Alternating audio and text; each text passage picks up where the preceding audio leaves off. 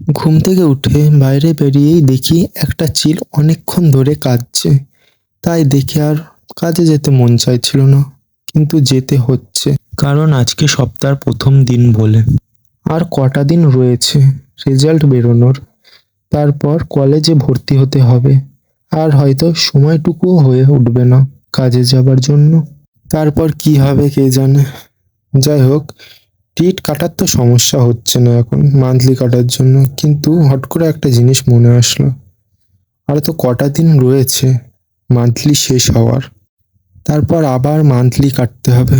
টাকাগুলো যে কোথায় যায় কে জানে। আসলে আমি কাজ করি পড়াশোনা করার জন্য, কলেজে উঠবো, কম্পিউটার শিখবো, অনেক কিছু করতে হবে, অনেক টাকারও দরকার। কি করব কে জানে।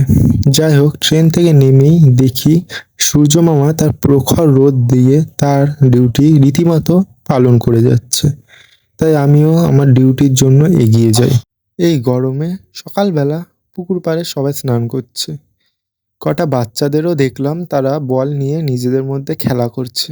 তাই দেখে আমার ছোটবেলার কিছু স্মৃতি মনে পড়ে গেল। তো ওই স্মৃতিগুলো অন্য একদিন বলবো। কাজের জায়গায় এসে কাজ শুরু করে দিয়েছি রীতিমতো।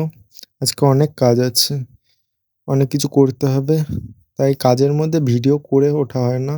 তো কাজের পরেই দেখা হচ্ছে। 2,000 years later. কাজ রীতিমতো শেষ হয়ে গেছে, এখন আমি রেডি হয়ে বাড়ির দিকে যাচ্ছি।